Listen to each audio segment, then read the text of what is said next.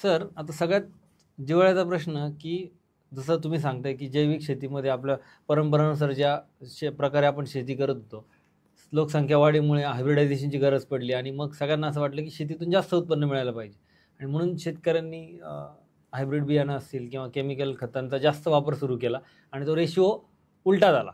जो जैविक आणि रासायनिकचा जो होता तो उलटा झाला. पण एवढं सगळं करूनही आजही बऱ्याच शेतकऱ्यांचं असं म्हणणं आहे, की आम्हाला शेती परवडत नाही किंवा शेतीला भाव मिळत नाही. मग खरंच केमिकल वापरूनही शेती व्यवसाय हा फायद्यात नाहीये का? आणि तो नसेल तर मग शेती व्यवसायावर जे काही व्यवसाय अवलंबून आहेत आणि सगळ्यात महत्त्वाचं कृषी सेवा केंद्र, मग म्हणून त्यांची उधारी थकते का? आणि म्हणून कधी-कधी आपण बघतो की कृषी सेवा केंद्र चालू होतात आणि काही दिवसांनी त्यांना बंद करायला लागतात. तर आता एक शेतकरी म्हणून, शेतीतज्ञ म्हणून, शेत फर्टिलायझर्स कंपन्यांमध्ये काम केलंय मार्केटिंगचं, तो एक अँगल आणि आता कृषी विस्तार अधिकारी म्हणून. ह्या चारही अँगलने तुम्ही काय सांगाल?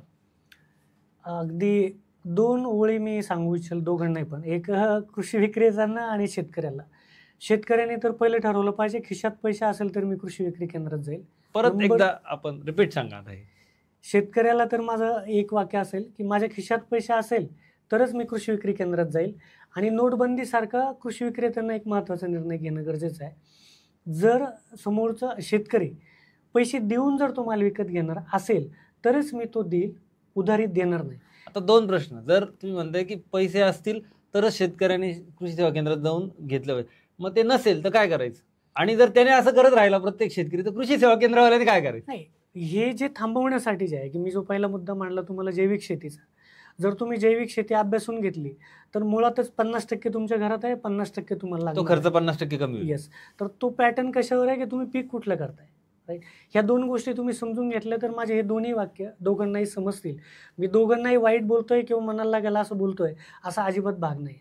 ह्याच्यामध्ये काय झालंय की कंपनी पॉलिसीज बिल्डअप झाल्या मोठ्या बिझनेससाठी. आज सगळ्यात मोठा कळीचा मुद्दा काय आहे की मुळातच आपलं शेती क्षेत्र जे हजारो वर्षांपूर्वी होतं आजही तेवढंच आहे भारताचं. यात बदल झालाय का? अजिबात नाही. मात्र त्यावेळेला जो कंपनीचा आणि कृषी विक्रेत्यांचा बिझनेस होता, तो बिझनेस क्षेत्र जर वाढलं नाही तर बिझनेस कशावरती वाढला? पॉलिसीजवरती वाढला, बरोबर. या पॉलिसीजनंच काय केलं आहे की शेतकऱ्यांनी पण तो ॲक्सेप्ट केला, दुकानदारांनी पण ॲक्सेप्ट केला. ह्याच्यामध्ये दुकानदार मोठा होतोय का? ॲट दी एंड जर त्यांनी वर्षाच्या शेवटी जर विचार केला तर निश्चित मी सांगतो तुम्हाला 80% दुकानदार हे सांगतील की मी मोठा झालेलो नाही. आणि 80 ते 90% शेतकरी हे सांगतील की मला अजिबात प्रॉफिट. म्हणजे शेतकऱ्यांचाही टर्नओव्हर वाढलाय, कृषी सेवा केंद्रवाल्यांचाही टर्नओव्हर वाढलाय, पण प्रॉफिट कुठेच वाढलेलं नाही. कुठेच वाढलेलं नाही. आता अजून एक प्रश्न, जसं तुम्ही सांगितलं की पिकावाईज ते ठरवायला पाहिजे किती खतं घ्यायची. येस. म्हणजे एकाच शेतकऱ्याला 2 एकर शेतीमध्ये कधी डाळिंब घ्यायचे, कधी द्राक्ष घ्यायचे किंवा कधी गहू घ्यायचे, बाजरी घ्यायची, ऊस घ्यायची, प्रत्येक वेळेस त्याने किती खतं दुकानातून विकत आणायचे हे ठरेल, बरोबर, हे कळलं. दुसरा प्रश्न की वेगवेगळे शेती क्षेत्र आहे, म्हणजे कोणाचं अर्धा एकर आहे, कोणाचं 2 एकर आहे, कोणाला 5 एकर मध्ये एकच पीक घ्यायचं, तरी त्यांच्या प्रत्येकाचं क्वांटिटी तर बदलणार आहे, पण रेशिओ पण बदलेल का? 100% बदलेल. दुसरं का आपण शेतकऱ्यांनी फोकस का करायला पाहिजे की प्रत्येक शेतकरी म्हणतो की मला पीक परवडत नाही, मला त्याच्यातनं नफा होत नाही. त्याचं कारण काय की हायब्रिडायझेशन किंवा हायटेक शेतीमुळं प्रत्येकजण जो काही माल उत्पादन करतोय on the basis of chemical, बरोबर. हा माल खाल्ला कुठे जातोय? भारतातच. मात्र ज्याची डिमांड कुठे आहे? परदेशात आहे. परदेशात. एक्सपोर्टवरती किती काम करतोय. आणि ज्या वेळेला एक्सपोर्टवरती काम करायचं ना त्यावेळेला तुम्हाला केमिकल सोडावंच लागतं किंवा त्याचे जे काही नियम आहे ते नियम पाळावेच लागतात, बरोबर. हे जर तुम्ही लक्षात नाही घेतलं तर तुम्ही तुमच्या अर्धा एकर क्षेत्र किंवा 20 गुंठे क्षेत्र 1 एकर किंवा 5 एकर ह्याच्यातनं तुम्ही जे काही गणित ठेवताय की मला शेती हा माझा जर व्यवसाय आहे, बरोबर. शेतीचा कुठला शेतकरी म्हणत नाही की मी बिझनेसमॅन आहे. त्याच्या आजही पण भावना काय आहे की मी शेतकरी आहे, शेतकरी आहे. सगळेजण काय म्हणतात की शेती हा व्यवसाय आहे. त्या व्यतिरिक्तची माणसं काय म्हणतात, कृषी विक्रेता काय म्हणतो की माझा बिझनेस आहे. शेतकऱ्याचा पण प्रोडक्शन प्लांटच आहे ना, तो जोपर्यंत त्याला प्लांट सारखं बघणार नाही किंवा बिझनेसच्या अँगलने बिझनेसमन म्हणून बघणार नाही, येस, तोपर्यंत त्याला ह्या सगळ्या गोष्टींची गणितं समजणार नाही. तिसरी गोष्ट काय झाली की शेती क्षेत्र कंपनीची पॉलिसीज काय होते, क्रेडिट लिमिट अत्यंत वाईट गोष्ट आली, जी कंपन्यांनी कृषी सेवा केंद्रापर्यंत नेली, कृषी सेवा केंद्रापर्यंत आणि शेतकऱ्यांपर्यंत नेली. या लिमिटच्या माध्यमातून काय झालं की उधारी खूप वाढली. नंबर 2 की आज मी कृषी विक्रेता होतो, तुम्ही माझे बंधू आहात, तुम्ही अनेक कृषी विक्री केंद्र दुसऱ्या ठिकाणी चाललं, की आपल्या आपल्या कॉम्पिटिशनमध्ये आपण फक्त रेटवरतीच बिझनेस करायचा प्रयत्न करतोय, क्वालिटीवरती नाही, कन्सल्टिंगवरती नाही. जशी बँक बुडते की Yes. ज्याची कॅपॅसिटी नाही त्याला कर्ज देते आणि मग तो भरत नाही आणि मग बँक बुडते, तसंच म्हणजे कुठल्याही व्यवसायात जसं नियम आहे तसंच कृषी सेवा केंद्राला किंवा शेतीला लागू होतं की जर कॅपॅसिटी नसेल तर किती खर्च करायचा, किंवा ज्याची कॅपॅसिटी नाही त्याला आपण किती माल विकायचा, त्याच्याकडून ती रिकव्हरी होईल का नाही याचा सुद्धा अभ्यास करायचा. चेन बिल्डअप झाले की पहिली पिकामध्ये त्याला नफा झाला नाही, मात्र उधारी दिली, बरोबर, 50,000 उधारी झाली, 10-15,000 रुपये जमा करतोय, 35,000 रुपये बाकी आहे. मग गणित सुरू होतं कृषी विक्री केंद्राचं की विक्रेत्याचं, ह्याला जर पुढे परत आपण उधार माल दिला नाही दुसऱ्या पिकासाठी तर मागचे 35,000 येणार नाही. याच्यामुळे तो शेतकरी अडचणी येतो आणि बस कृषी सेवा केंद्राला ही अडचण, हा जो सर्कल आहे हा वाढत वाढत वाढत खूप मोठ्या प्रमाणात झाला. आणि तिसरी गोष्ट काय, कुठलाच विक्रेता जो आहे की त्याच्याकडे घरचं खूप मोठं पाठबळ आहे, मी 2 कोटी रुपये घेऊन उतरलो, अजिबात नाही. तो 10 लाख रुपये खिशातला आहे, 90 लाख रुपये तर सीसी, बँक लोन वगैरे वापरून त्या व्यवसायात उतरला, उधारी थकली की त्याची पण अडचण होते. राईट. मग याच्यामध्ये एक चौथ्या सेक्टरने आणि उडी घेतली किंवा जन्म घेतला, तो PGR म्हणजे प्लांट ग्रोथ प्रमोटर, की ज्याच्यामधला चांगला बेनिफिट मिळतो. आणि मग ह्या उधारीचे म्हणजे फर्टिलायझरमध्ये परवडत नाही, बियाण्याची खूप कॉम्पिटिशन झाली, 200 रुपयाला पॅकेट विकत घेतोय, 200 रुपयाला विकतोय, मग कंपनी त्याला 20-25 रुपये क्रेडिट नोट देते. ह्या सगळ्या भानगडींमध्ये 2 व्यवसाय तर हातातनं निसटले. ओके, ह्याच्यामध्ये गव्हर्नमेंट मोठ्या प्रमाणामध्ये सबसिडीमुळं ऑलरेडीच पार्टनर आहेत. राहिला आहे फक्त इन्सेक्टिसाईडचा विषय. तर इन्सेक्टिसाईड आणि PGRमध्ये अगदी इतकी घसरण चालू आहे की 10 रुपये, 20 रुपये, 25 रुपये, 30 रुपयावरती व्यवसाय करतायत. आणि मी व्यावसायिक म्हणून एका व्यावसायिकालाच कॉम्पिटेट करतो. याच्यात मोठं कोण होतं आहे, बारकाईनं कदाचित माझ्या वाक्याचा जी काय ॲग्रिकल्चर मॅन्युफॅक्चरर्स आहेत यांना वाईट वाटेल, मात्र मोठा तोच होतो आहे. पण एक आहे दुसऱ्या बाजूने तोही मोठा होत नाही. याच्या क्रेडिट लिमिटमुळे ज्या वेळेला कृषी विक्रेता बुडतोय त्यावेळेला ती कंपनी बुडते.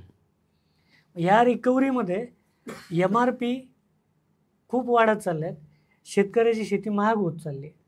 त्याच्या मनातला एकच आकस आहे की माझी शेती कमी झाली, मला उत्पादन मोठं पाहिजे, मला पैसा खूप मिळवायचा आहे.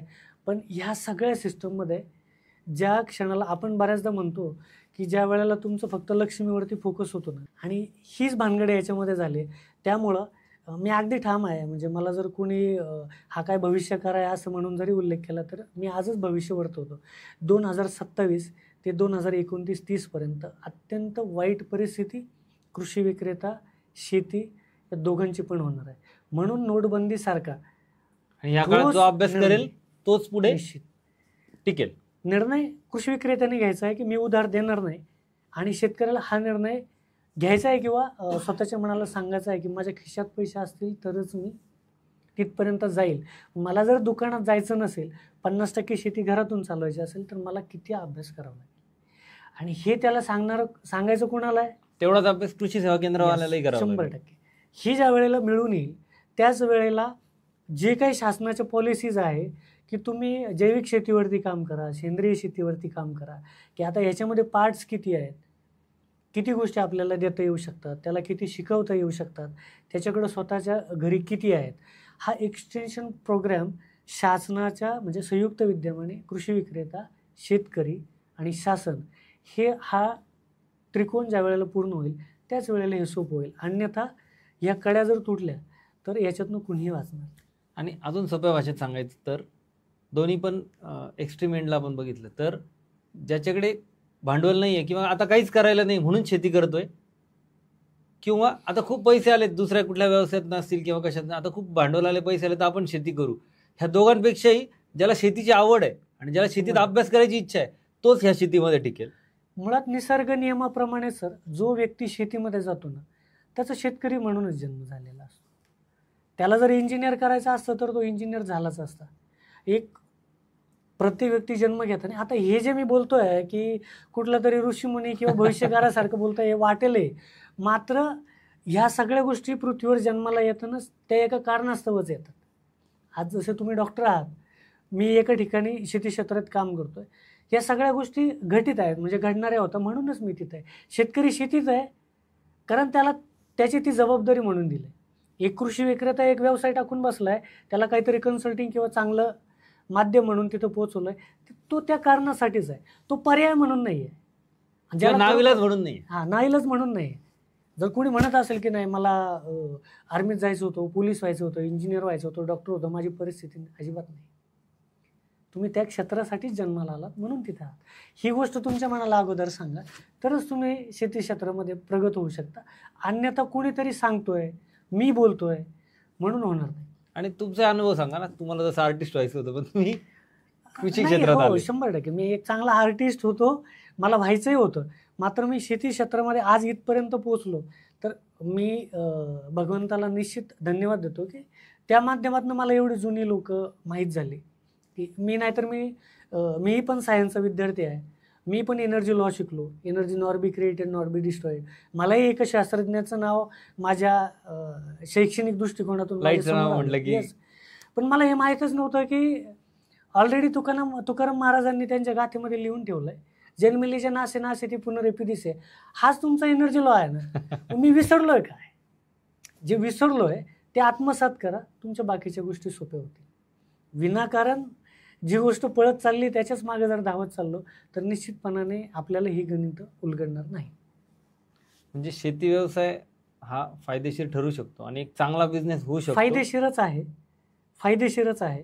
आजही म्हणजे केळीसारखं जर एक पीक डोळ्यासमोर घेतलं तर मी मागच्या काही वर्षांपासून बघतोय की संपूर्ण जगभरामध्ये जितकी केळी कन्झम्पशन आहे त्यातला 22% वाटा भारताचा आहे कन्झम्पशनमध्ये. यस, म्हणजे 52% इतर देश इम्पोर्ट करतात, आपण एक्सपोर्ट करतोय. आणि आपल्याकडं प्रोडक्शन जो काही 52% आहे इतकं ऑलरेडी एक्सपोर्ट होऊ शकतो.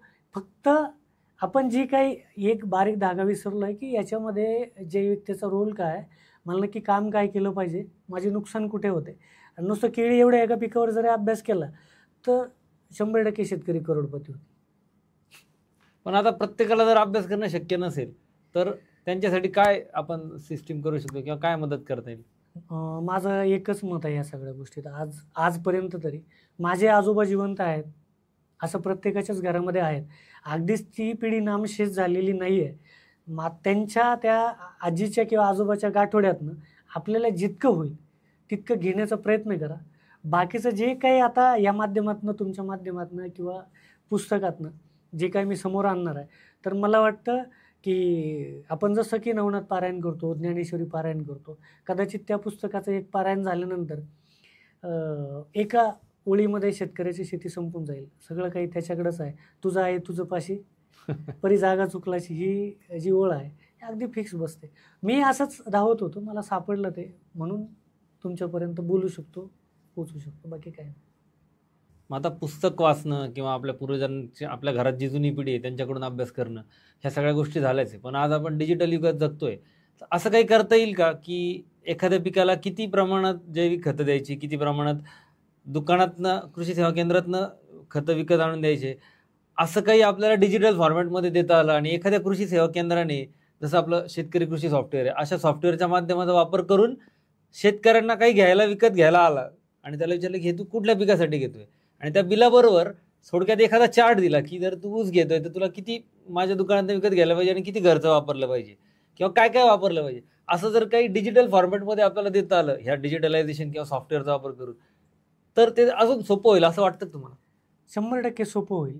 आता यामध्ये बघा, आपल्या संपूर्ण आयुष्यामध्ये आपण लग्न हा शब्द एकच वेळा ऐकतो, जे की आपलं एक वैवाहिक आयुष्यासाठी आपण ते लग्न करतो. मात्र आपल्या आयुष्यामध्ये माझ्या मते आपले 4 ते 5 वेळेला लग्न होत असतात. एक, ज्या क्षणाला तुम्ही शिक्षण सुरू करता तुमचं शिक्षणाचे लग्न होतं. दुसरं, ते शिक्षण घेतल्यानंतर तुम्ही ज्या क्षेत्रात घेतलं, व्यवसायात जाता, त्याबरोबर लग्न होत असतं. मग तुमचं व्यावसायिक जे काय वैवाहिक जीवन आहे त्यावेळेला एक लग्न होतं. मग प्रश्न ज्या वेळेला व्यवसायाचा येतो, तर शेतकरी आणि शेती संदर्भातली व्यवसाय ज्या वेळेला हा तुमच्या मनात प्रश्न येईल, त्यावेळेला आपलं लग्न त्या व्यवसायाशी किंवा शेतीशी झालं आहे. तर लग्न म्हटलं की मग मी मुद्दामून तुम्हाला तिकडे घेऊन जातो की लग्न म्हटलं की तुमच्या हस्तरेषा आला, कुंडली जुळवणं आलं, ह्या सगळ्या गोष्टी होतात. तर जी कुंडली आहे की ह्या डिजिटल युगामध्ये आता आपण अनेक रील्स बाकीच्या गोष्टी बघतो की तुमचं शेतीशी जर लग्न झालं तर तुम्हाला ज्या गोष्टीशी तुमची नाळ जोडायची आहे की कुठलं पीक, कधी, कसं, काय वापरू, घरी काय, माझ्याकडनं काय, हे त्याच वेळेला जाईल ज्या वेळेला शेतकरी सॉफ्टवेअरच्या माध्यमातून, शेतकरी कृषी सॉफ्टवेअरच्या माध्यमातून किंवा जो काही विक्रेता आहे ज्याच्याकडे ते आहे त्याच्या माध्यमातून ते जुळवून घेईल. बरोबर. कुंडली हा जरी अंधश्रद्धेचा भाग झाला तरी एक श्रद्धा म्हणून आजच्या युगात त्याच कुंडलीला जर तुम्ही सॉफ्टवेअर म्हणालात तर त्या सॉफ्टवेअरमध्ये ज्या वेळेला तुम्ही ती कुंडली जुळवाल त्यावेळेला 100% तुमची शेती जैविक केमिकल या दोन्ही माध्यमातून सोपी होईल आणि विक्रेत्यालाही त्याच्यापर्यंत पोहोचवायला ते सोपं जाईल. म्हणजे डिजिटल बिल किंवा जे काही रिसिट असेल किंवा ट्रान्झॅक्शनची जी काही पावती असेल त्याचा वापर करून देखील आपण काही ज्ञान शेतकऱ्यांपर्यंत पोहोचवू शकतो किंवा काही उपयुक्त माहिती पोहोचवू शकतो. आणि असंच काही वेगवेगळ्या विषयांवर समजा आज जे काही व्हिडिओ आज आपले प्रेक्षक बघतायत, वेगवेगळे शेतकरी बघतायत, यांना सुद्धा असं वाटत असेल की अजितानंद पावसे सरांचा आज एवढ्या सगळ्या ग्रंथांचा अभ्यास झाल्यानंतर एखाद्या विषयावर आम्हाला सरांकडनं काही गोष्टी ऐकायच्यात, तर तुम्ही या व्हिडिओच्या कमेंटमध्ये टाकलं की या विषयावर आम्हाला ऐकायचं आहे, तर आपण असे काही विषय घेऊया आणि ज्याच्यातनं एका पिकासाठी किंवा एका ठराविक शेतीसाठी किंवा एका ठराविक भागासाठी, बागायती असेल, जिरायती असेल किंवा एखादा जिल्हा आहे तिथलं भौगोलिक वातावरण, त्याच्यानुसार कुठलं पीक घ्यायला पाहिजे, त्याच्यानुसार कुठलं खतं वापरायची, त्यातली जैविक कुठली, रासायनिक कुठली, अशा विषयावर आपण काही व्हिडिओ घेऊ शकतो का? जर काही प्रेक्षकांनी अशी काही आपल्याला डिमांड केली असं काही आपल्याला करता येईल? 100% करता येईल. त्यातलं सॉफ्टवेअरच्या माध्यमातून एक काम लगेच तुम्ही करू शकता की आजचा जो महिना आहे मराठी महिन्यानुसार, नक्षत्रानुसार या महिन्यातली लागवडीच्या तारखा कुठल्या, जमीन कुठल्या दिवशी तुम्हाला नांगरट करायची आहे, म्हणजे मशागत कधी करायची आहे, पेरणी कधी करायची आहे, सुपरस्कार कुठले करायचे आहेत. मग ह्याच्यामध्ये कृषी विक्रेते सॉफ्टवेअरच्या माध्यमातून शेतकऱ्यापर्यंत या 2 गोष्टी पोचवू शकतील.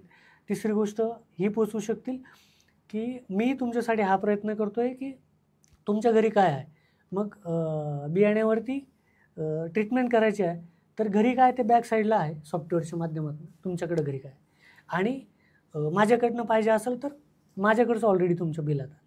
म्हणजे प्रत्येक वेळी उधार द्यायची गरज नाही Yes. किंवा उधारीमुळेच कस्टमर तुमच्याकडे येणार नाही, तर तुम्ही त्याचे व्हॅल्यू ॲडेड काही सर्व्हिसेस दिल्या 100%. की ज्या तुमचा कॉम्पिटिटर देत नाही किंवा अजून कोणी सुरू केलं नाही, असं काही इनोव्हेटिव्ह पाऊल उचललं तर त्यांच्या व्यवसायालाही फायदा होईल आणि त्यांच्या ग्राहकांनाही फायदा होईल. ही भूमिका का घेणं गरजेचं आहे विक्रेत्याला महत्त्वाची म्हणजे कदाचित त्याला वाटत असेल की ह्याला शेतकऱ्याला मी खूप केमिकल विकलेत, खूप मोठं बिल झालं आहे, मला खूप त्याच्याकडनं चांगला नफा मिळणार आहे.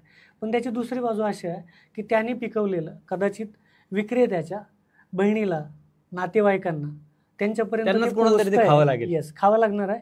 त्यातनं हा जो काय आपल्याला आज डोळ्यासमोर मोठा मोठा पैशाच्या स्वरूपामध्ये जो काय पैसा दिसतोय, हा कदाचित पैसा त्या ठिकाणी मेडिकलला जाऊ शकतो.